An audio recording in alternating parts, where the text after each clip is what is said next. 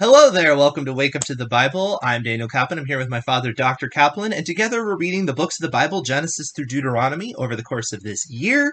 We're reading a little bit every day. Today our reading is Genesis 29:18 through 30:13. It's about a chapter, and we're going to be reading from the Robert Alter translation. And then we'll discuss afterwards. And Jacob loved Rachel, and he said, I will serve 7 years for Rachel, your younger daughter. And what was that? Wow, 7 years. Okay. That's quite a commitment. And Laban said, Better I should give her to you than give her to another man. Stay with me. And Jacob served 7 years for Rachel, and they seemed in his eyes but a few days in his love for her. And Jacob said to Laban, Give me my wife, for my time is done, and let me come to bed with her. And Laban gathered all the men of the place and made a feast. And when evening came, he took Leah his daughter and brought her to Jacob, and he came to bed with her. And Laban gave Zilpah his slave girl to Leah his daughter as her slave girl. And when morning came, look, she was Leah. And he said to Laban, What is this you have done to me? Was it not for Rachel that I served you? And why have you deceived me? And Laban said, It is not done thus in our place to give the younger girl before the firstborn. Finish out the bridal week of this one, and we shall give you the other one as well for the service you render me for still another 7 years. And so Jacob did. And when he finished out the bridal week of the one, he gave him Rachel his daughter as his wife. And Laban gave to Rachel his daughter Bilhah his slave girl as her slave girl.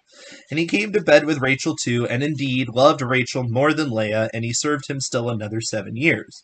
And the Lord saw that Leah was despised, and he opened her womb, but Rachel was barren.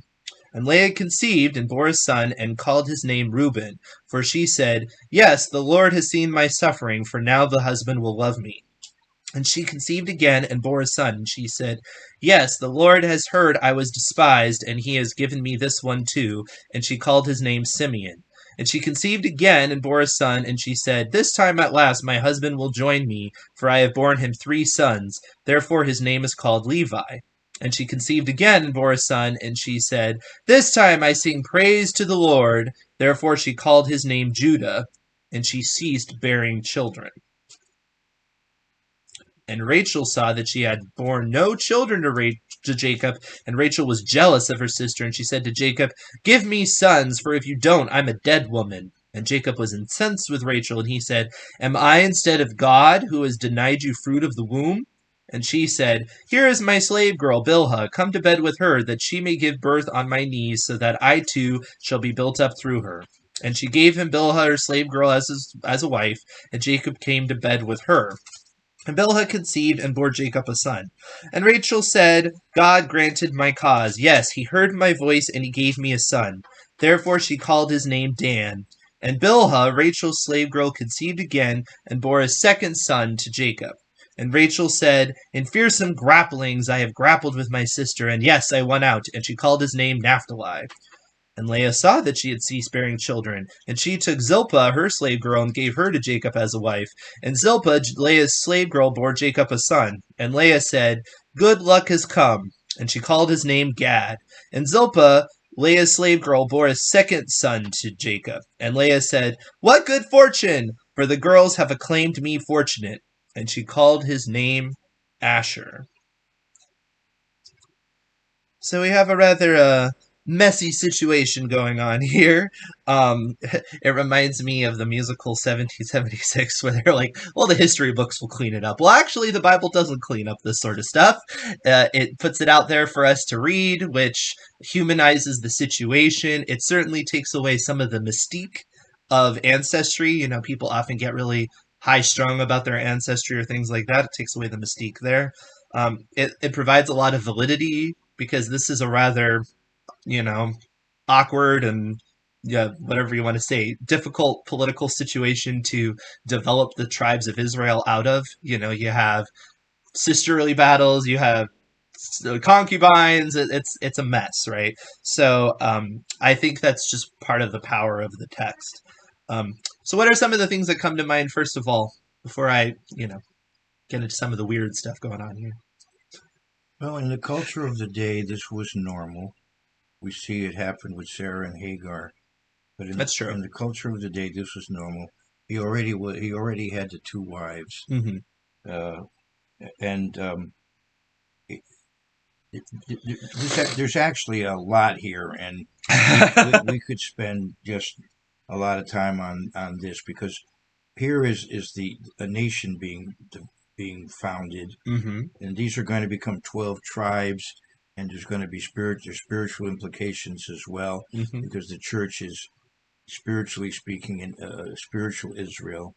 There's just so much here, but one thing to do when you study into this, study into the names of these sons, because this gives you what the woman was thinking when she gave the name. Yep. It's interesting that Jacob allows the women to choose the names here, Mm-hmm. uh, That is interesting.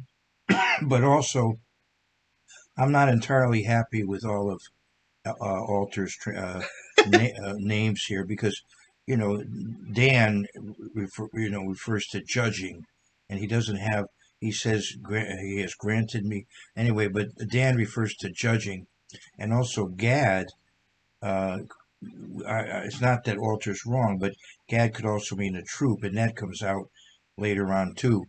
In other words, once you see these names and their meaning, when Jacob blesses the sons in Genesis 49, he also plays on the meaning of these names. Mm-hmm. For example, in the case of Gad, Yep. he and Dan Yep. and so on. I'm gonna give you a little bit of reasoning here because you're harping on altar. I'm gonna give you his reasoning because he tells you.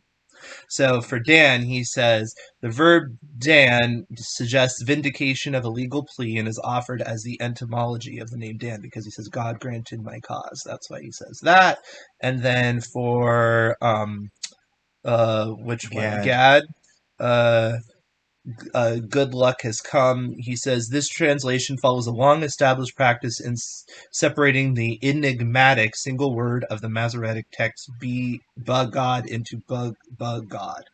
So that's where he gets there. There you go. So he thinks he thinks of it as enigmatic. So there you go. That's Robert Alter. what did he do? He put he a troop has come and he made it one word. Hold on. I'm going to see what he says. See right here?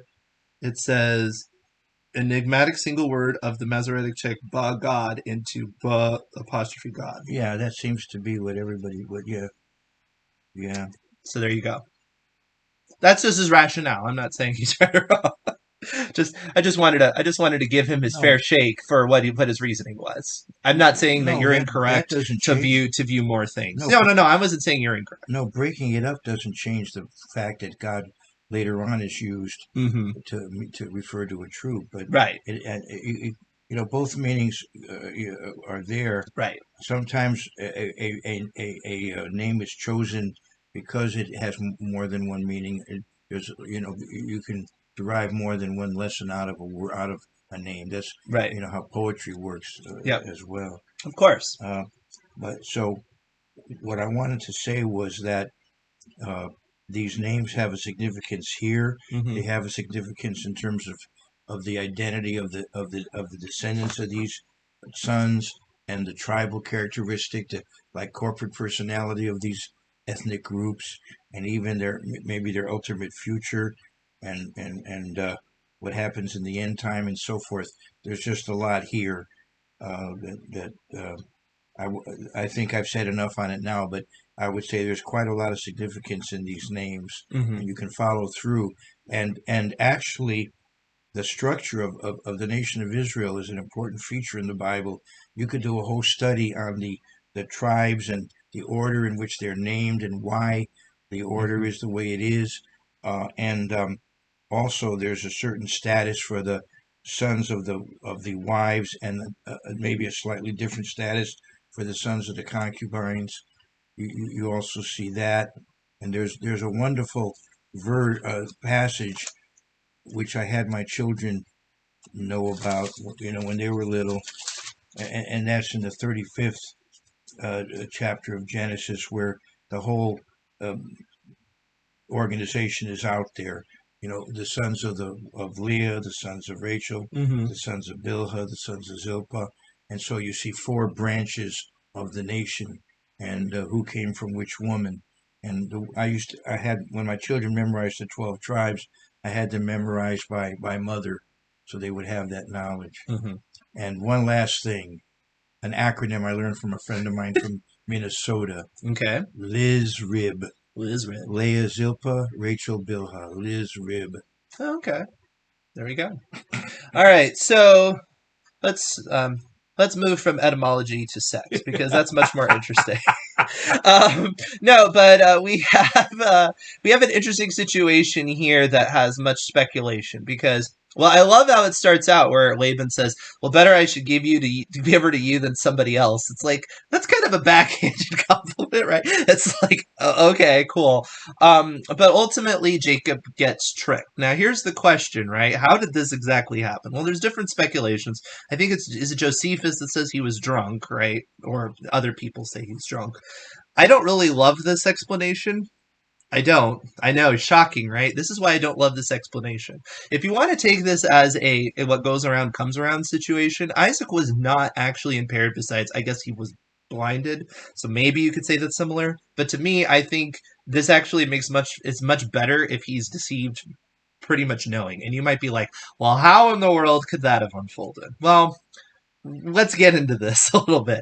Okay, so we go back to what Jacob is saying to Laban, right? And he says, "Give me my wife, or my time is done, and let me come to bed with her," which is just very direct. It's very just, you know, I'm just. It's basically just getting at penetration. It's not. It's not. It's very graphic, right? And so you have Laban gathering together, and he made a feast, and then he takes his daughter and he brings her to Jacob. It's nighttime. She's probably veiled. And who knows what the situation was in terms of him. You don't get the idea that he had any prior experience. You don't get the idea that she had any prior experience with anything like this. So, how in the world is he necessarily going to know? Imagine that the two women are pretty similar. Imagine they're similar height. And especially if you think that Leia's problem was her eyes, well, that's not an issue at night, right? If they were pretty similar, except for the eyes, then they could be mistaken for each other.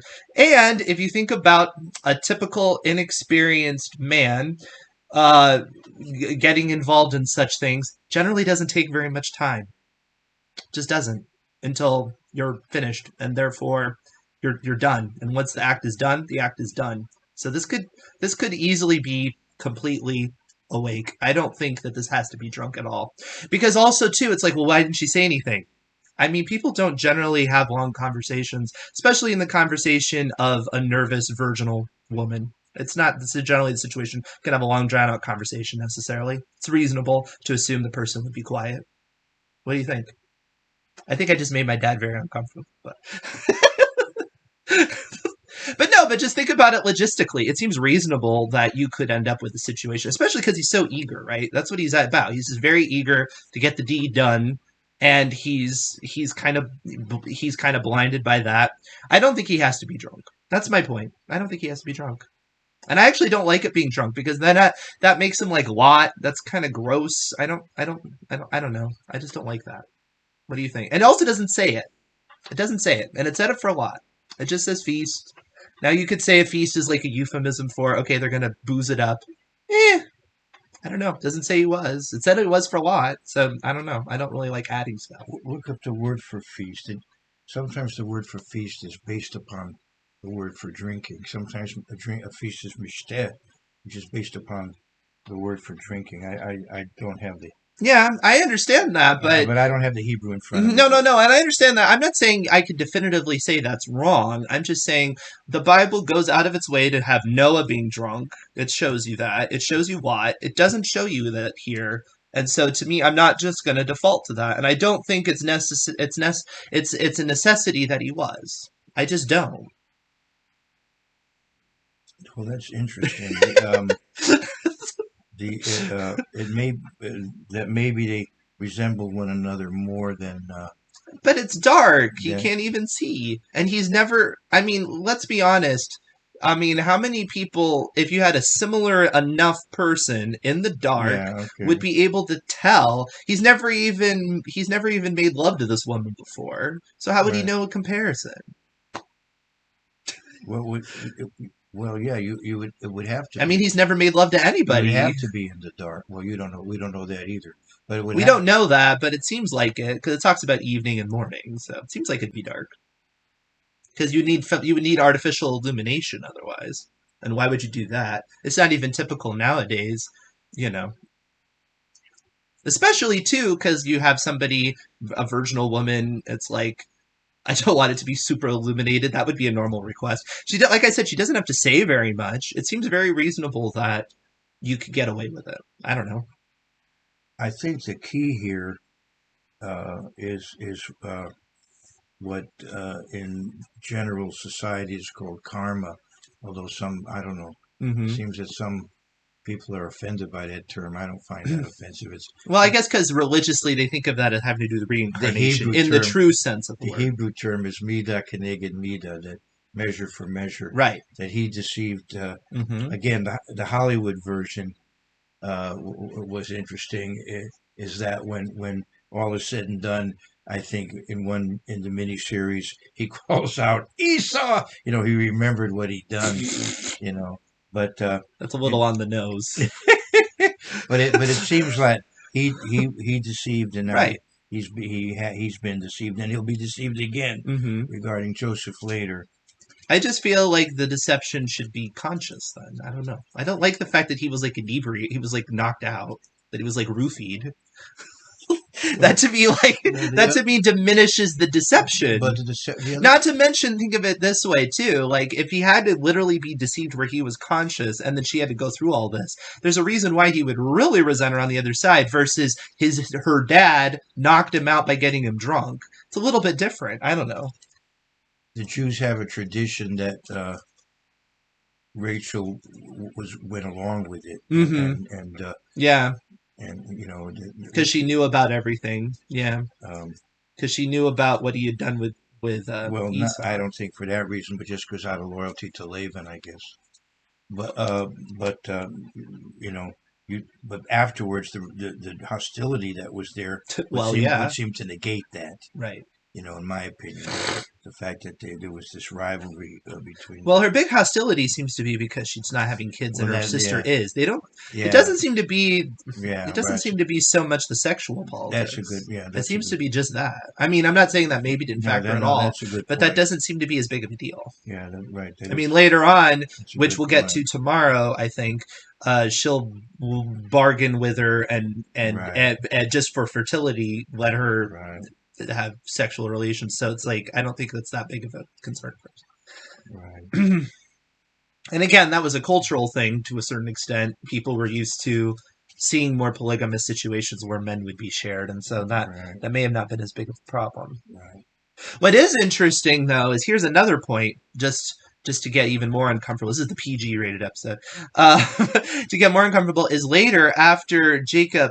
It says, it says over and over that Leah was despised, but yet it's not like Jacob is withholding anything from her. Right. So there's two ways you can look at it. Either it's not so, but Jacob's still gonna get his jollies off or whatever, or you could think of it as he's just a righteous person and he keeps to the rules. Later on in Exodus that we'll talk about, you can't deny the conjugal rights of a spouse. And so it could be that it was his marital duty and he just kept up with it because that was the right thing to do. It's possible. I think it's a matter of just comparison too. It's Yeah, but if he really like disliked this person now on a personal level, right? that's what I know. I think it has to do with the fact that he preferred the other one. Mm-hmm. So I think the term here, But I had it. it seems harder than that though, because she's like suffering and I was despised. It sounds like they had a really contentious relationship, and I think he really didn't like her very much. No, You don't think I so? would disagree. I So you think think she's being over dramatic? yeah, she's being melodramatic because he Oh. preferred Rachel. That's my feeling on it. Yeah. I'd like to give her more credit than that. And I'd like Um, to think that he was really resentful because he didn't actually want to marry her and she tricked him. And so but he was going to keep up being a good spouse just for the sake of being a good so I spouse. guess we'll disagree on that. You heard it here first. Yeah, I don't think it. No, I There's a think, lot of disagreements this episode. I like it. okay. I was going to say that the ultra Orthodox Jews have an interesting tradition before the wedding. woman, the guy comes to the woman and she's veiled, and he lifts the veil to make sure who she is. That's an interesting custom that they I have. mean, generally, yeah, it's a good idea. A lot of people I don't recommend consummating relationships in the dark without knowing who it is. it's become trendy among certain conservative Christians to talk a lot about Jewish weddings. So that's why I'm bringing it up. Yeah, yeah, yeah. Yeah. No, that's good. Yeah. Now, what's also interesting is when we get to Rachel, she immediately goes to Jacob and is like, give me Yeah. a son. And it's like, well, it's clearly not his fault because the other woman is bearing sons all over the place. So it's really not fair to him to put the blame on him. And he immediately flips it back on her. And it's like, why are you blaming me? Isn't this? And what's interesting is he said, God has done this to you, which is that's pretty harsh too. Like, I mean, I generally do not recommend if you have fertility problems, which I've had in my own relationship, that anybody try to tell somebody that it's some sort of divine reason you're not supposed to have kids, because it's about the most horrific thing you can do. So this whole conversation to me is just not healthy at all. It's very, very hard to read. Well, I think that she's telling him this as a prelude to giving him Bilhah. Yeah, When she says, "Give me children," it's a prelude to yeah. giving him Bilhah. I mean, essentially, she kind of seals her own fate, though, because she says, "If you don't, I'm a dead woman," and that's how she dies. And she dies with Benjamin, doesn't she? That's So interesting. it's like, yeah, And there's another I guess it is better for you. I mean, no, I mean it sounds really harsh, but it's like, well, I mean, it's almost like it's like like this obsession, right? It's just it doesn't seem healthy, in Jewish tradition. The idea is to be careful with what you say, to watch your words. right? And later on, Jacob says, "Whoever stole your idols, should be killed." Well, Rachel dies after that. Right? Yeah, we'll get to that later. Not that directly caused it, No, but as I yeah, said, there's a Jewish tradition to be careful what you say. yeah, yeah. But it is interesting because even in the context of this being a system, right? This is a normal system where you Yeah, feel like, okay, I give you my servant, and then it's almost like a extension of myself and all yeah, that. Even then, it doesn't really work. Like she still really wants to have her own child. So right. it shows you that people will come up with systems and they think they're a good substitute, and our solutions are usually not really solutions. We'll make compromises and then we really won't be fulfilled by them, and it's very sad. There's a saying that if you look back far enough on your family tree, you'll find somebody hanging on it. And it just occurs to me the tribes of Israel are so important biblically, Mm-hmm. and even all the way in the Book of Revelation. Yeah. And yet, look how they are established. Right. It's messy, Yeah. and the genealogy of Jesus Christ is messy. Right. You have Tamar in there, you have Bathsheba in there, at least in the legal genealogy there in Matthew. You have and you have Rahab in there, Yeah. and so forth. So Right. not that, I mean, Rahab comes out all right, but she had, let's say, a shady past. She evidently, reformed. But Tamar, the way she got into the royal line was, we'll read about it later. Yeah. And then also the fact that we have the legal genealogy through Joseph in Matthew, and that involves Solomon, who the relationship with Bathsheba was legitimate when Solomon was born, but their original, relationship was not. So, but anyway, as I said, so history is messy, Mm-hmm.